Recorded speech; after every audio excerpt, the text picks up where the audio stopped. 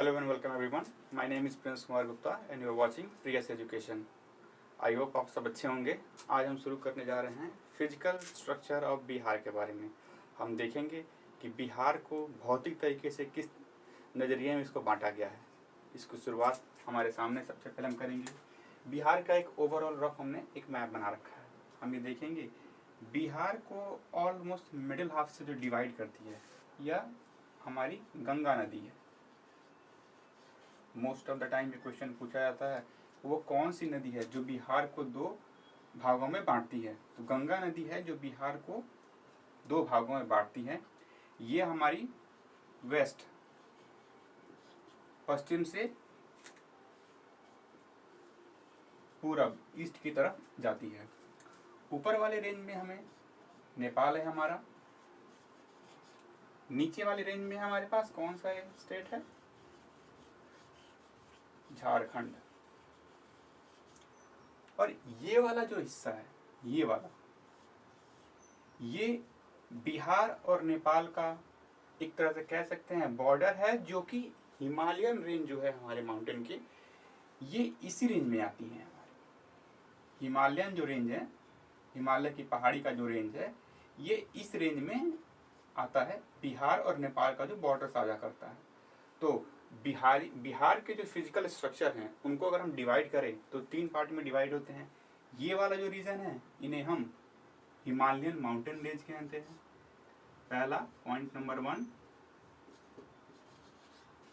Himalaya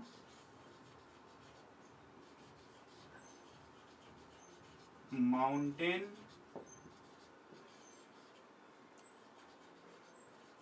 range, जिसे हम पहाड़ी हिस्सा भी कहते हैं। फिर आती है ये पूरा एरिया, ये एरिया मैदानी भाग जिसे हम प्लेन्स कहते हैं। बिहार में लगभग 96% दैट इज 96.25% एरिया जो है वह प्लेन एरिया है। और थर्ड है हमारा प्लेटू, पठार का हिस्सा। चूंकि जब झारखंड का विभाजन बिहार से हुआ तो बहुत सारे जो मिनरल्स हैं वो झारखंड में चले गए। तो जो झारखंड से जो बॉर्डर शेयर करता है बिहार के एरिया, जो हमारे यहाँ पे कैमूर हो गया, रोहतास हो गया, औरंगाबाद हो गया, छोटा नागपुर का पठार हो गया, ये एरिया जो हैं इन्हें हम पठारी भाग कहते हैं, जिसे हम कहते हैं प्लेटू रीजन। ठीक है। बिहार को हमने तीन भागों में बांटा। हिमालयन माउंटेन रेंज, दूसरा हमारा आ गया प्लेन जिसे हम मैदानी भाग कहते हैं, जो उसकी सबसे ज़्यादा है। चूँकि बिहार एक खेती प्रधान ही राज्य माना जाता है, इसलिए यहाँ पे लगभग 96.25% यहाँ पे मैदानी भाग है। फिर जो छोटा सा भाग एरिया आता है जो झारखंड बॉर्डर से शेयर करता है वह पठारी भाग, जिसे हम प्लेटू रीजन कहते हैं। आगे हम देखेंगे जो हिमालयन माउंटेन रेंज या हिमालयन माउंटेन जो रीजन है यह तीन भागों में डिवाइड हुआ है। पहला जो है हमारा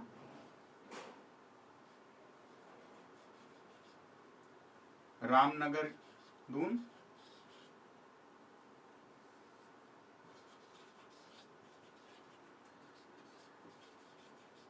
दूसरा आता है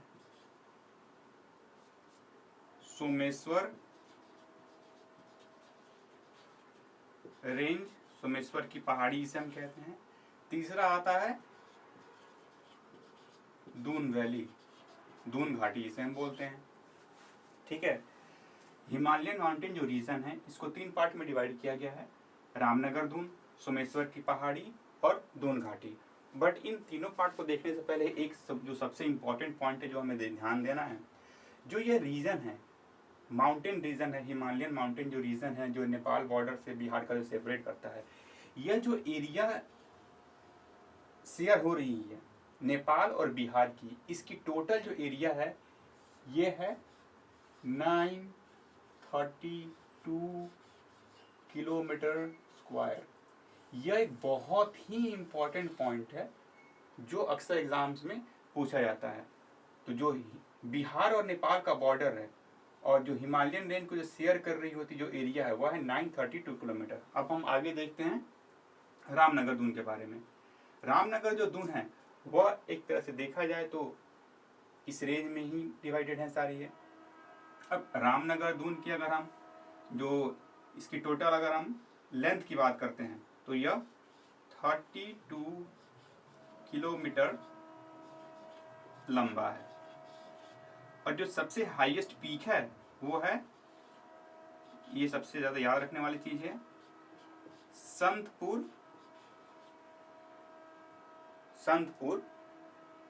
जो रीजन है संतपुर, यह हाईएस्ट पीक आता है रामनगर दून का। अब हम बात करते हैं सोमेश्वर रेंज के बारे में। जो सोमेश्वर की जो रेंज है, इसका जो सबसे पहले क्वेश्चन पूछा जाता है कि इसकी लंबाई पूछी जा सकती है, जो कि है 70 किलोमीटर लंबा, 70 किलोमीटर लॉन्ग। और एक जो सबसे मोस्ट इंपॉर्टेंट क्वेश्चन जो इससे पूछा जाता है वह है सोमेश्वर की पहाड़ी जो है, यहाँ पे एक आता है त्रिवेणी कनाल, जिसे हम त्रिवेणी नहर भी कहते हैं। भिखनाठोरी के वेस्ट में आता है। भिखनाठोरी जो कि पश्चिमी चंपारण का हिस्सा है, वहां पे आता है भिखनाठोरी।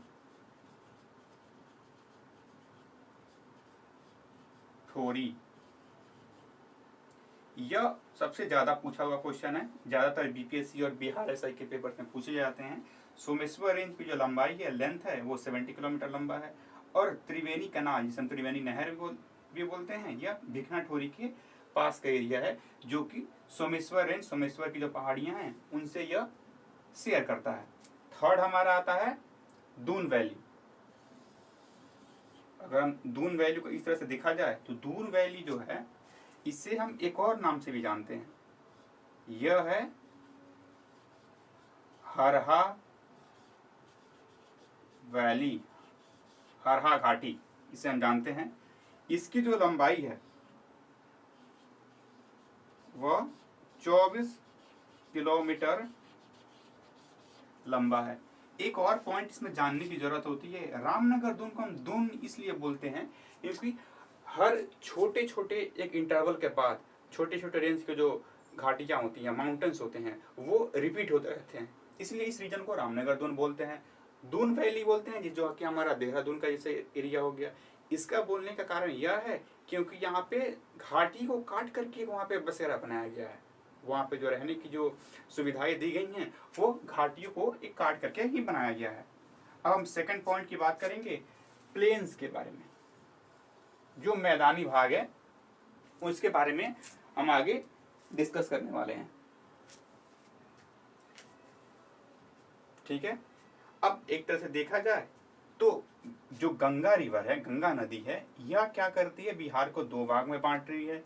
इसीलिए जो हमारा मैदानी भाग है, जो गंगा के इस साइड भी आता है और इधर भी आता है, मतलब नॉर्थ में भी है और साउथ में है, तो जिसकी वजह से प्लेन्स को हम दो पार्ट में डिवाइड कर लेते हैं।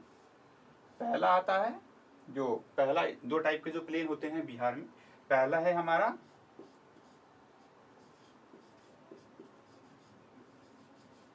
नॉर्थर्न प्लेन और दूसरा जो आता है वो है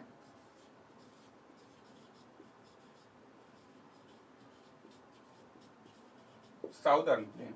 याद करने में काफी आसानी होगी हमें, क्योंकि जो प्लेन है जो गंगा के नॉर्थ साइड में है वो नॉर्दर्न प्लेन कहलाते हैं, जो गंगा के साउथ साइड में वो साउदर्न प्लेन कहलाते हैं। अब इनमें जो सबसे इंपॉर्टेंट बात जो देखने वाली है, चूंकि प्लेन्स कितने हैं, 96.24%। बिहार का जो हिस्सा है मैदानी भाग, वह करीब टोटल क्षेत्रफल, टोटल एरिया का इतना भाग 96.24% जो है वो मैदानी भाग, जो प्लेन्स एरिया है। गंगा जो ये गंगा का जो ये तो बीच से अपनी जा रही है, बिहार के बीचों बीच डिवाइड कर रही है। ये जो हमारा रीजन है, ये हमारा माउंटेन रीजन है, पहाड़ी भाग है। तो जो यहाँ से जो नदियां आती हैं, जो कि घाघरा हो गई, बागमती हो गई, महानंदा नदी हो गई, ये नदियां आकर के गंगा में मिलती हैं। चूंकि यह पहाड़ी रीजन से आ रही होती हैं, इसलिए इनका जो ढाल, जिसे हम स्लोप भी कहते हैं, वो काफी ज्यादा होता है।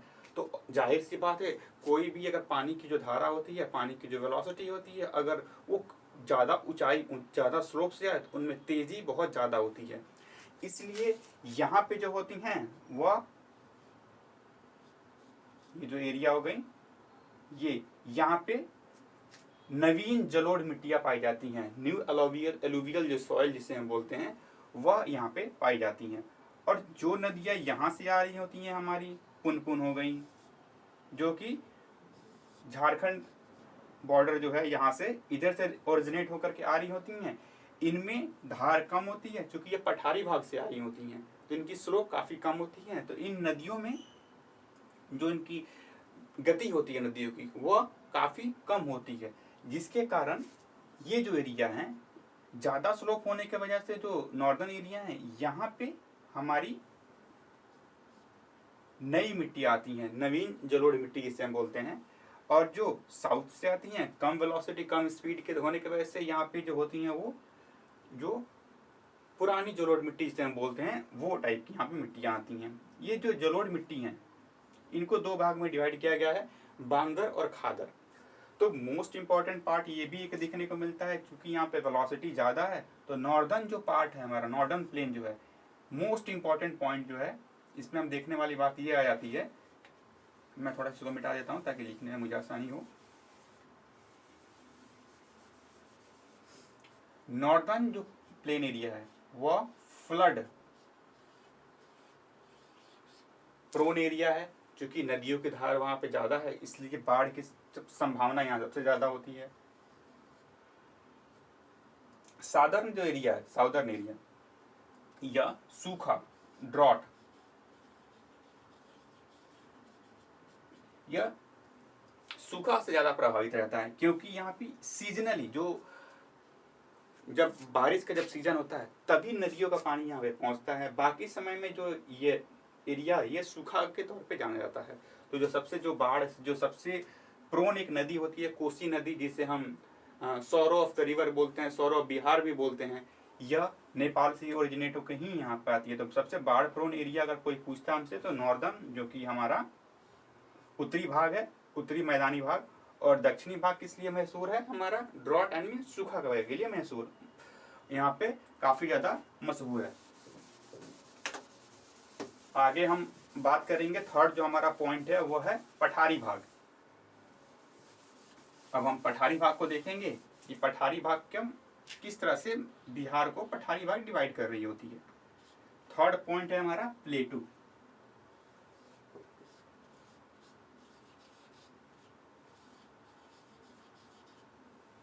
पहला पॉइंट हमने देखा था हिमालयन माउंटेन रेंज देखा था, दूसरा भाग हमने प्लेन देखा था जो मैदानी भाग जिसे हम बोलते हैं, थर्ड पार्ट हम देख रहे हैं पठारी भाग जिसे हम इंग्लिश में प्लेटू रीजन भी बोलते हैं। ठीक है, यहाँ पे जो है ये जब बिहार और झारखंड का विभाजन नहीं हुआ था तो जितने मिनरल्स जिसे हम खनिज लवण भी बोलते हैं वह हमें झारखंड में देखने को मिलते थे, झारखंड वाले रीजन में देखने को मिलते थे। जब बट बिहार का और झारखंड का विभाजन हुआ तो जितने भी मिनरल्स ओरिजिनेटेड जो एरिया थे वो झारखंड में चले गए। तो जो बॉर्डर शेयर करते हैं, जैसे यहाँ पे हमारा कैमूर आता है, रोहतास आता है, छोटा नागपुर का पठार आता है, औरंगाबाद एरिया आता है, यह एरिया झारखंड के हिस्से में से बॉर्डर शेयर कर रहे होते हैं। ठीक है, तो इसका मेन कारण क्या है कि जो थोड़े बहुत जो मिनरल्स जो पाए जाते हैं बिहार में, क्योंकि यह रीजन जो है मिडल का जो हमारा पार्ट है मैदानी भाग है, तो ये खेती के लिए मशहूर है।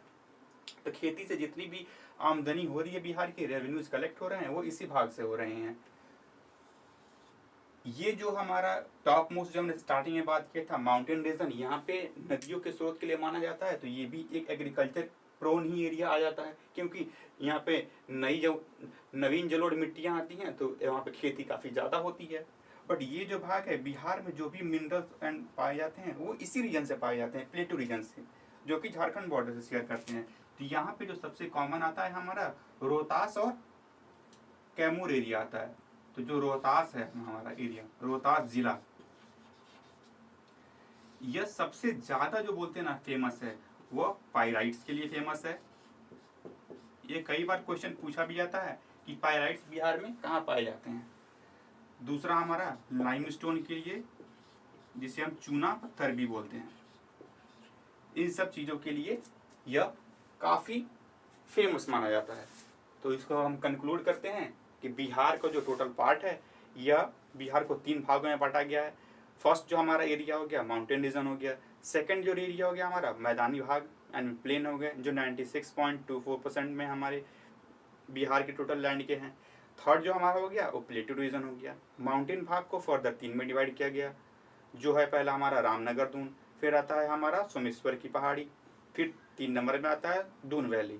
सोमेश्वर की पहाड़ी में हम एक बात ने पहले स्टार्टिंग में बताया था कि इसे हम शिवालिक रेंज भी कहते हैं, ठीक है। रामनगर दून में जो हमने बात किया था जो सबसे हाईएस्ट पीक है वो संतपुर आता है। फिर हमने बात किया था दून वैली है, दून वैली को हम हरहा वैली के नाम से भी जानते हैं। ये 3 जो है मोस्ट इंपॉर्टेंट टॉपिक्स हैं जो किसी भी एग्जाम में, बिहार एसआई हो गया, बिहार सार्जेंट हो गए, या बीपीएससी जो हम आने वाला है अपकमिंग या आगे भी जो होने वाले हैं, इनमें पूछे जा सकते हैं। हम प्लेन रीजन से बात करते हैं। प्लेन को दो, गंगा नदी जो डिवाइड कर रही है 2 भागों में, वो होती है हमारा northern plain and southern plain. Northern plain जो है वो फ्लड के लिए काफ़ी ज़्यादा प्रोन माना जाता है, जो साउदर्न प्लेन है वो सूखा के लिए जाना जाता है, जिसे हम ड्रॉट भी कहते हैं। तीसरा जो हमने डिस्कस किया था वो प्लेटू आई मीन पठारी भाग, जो पठारी भाग है उसको डिस्कस किया था। पठारी भाग जो है वो सिर्फ मिनरल्स के लिए जाना जाता है, जो कि सबसे जो रोहतास में जो पाइराइट्स और लाइमस्टोन जिसे हम चूना पत्थर वगैरह भी बोलते हैं, ये वहाँ पे सबसे ज़्यादा पाई जाती हैं। तो ये जो हमारी जो सबसे इम्पोर्टेंट होती हैं। साथ ही साथ एक और चीज़ इसमें देखने को मिलती है कि जो छोटा नागपुर का जो पठार है, ठीक है, वो हमारा साउदर्न में ही लोकेट होता है। कभी कभी ये पूछ दिया जाता है कि जो छोटा नागपुर का पठार है, छोटा नागपुर, ये कहाँ पे है? साउदर्न पार्ट में है, साउदर्न पार्ट प्लेटू ऑफ बिहार। तो इसी के साथ आज का लेक्चर हम यहीं पे ख़त्म करते हैं। आगे हम देखेंगे अगले टॉपिक्स के बारे में, इन्हें हम डिस्कस करेंगे। तब तक आप देखते रहिए प्रियस एजुकेशन।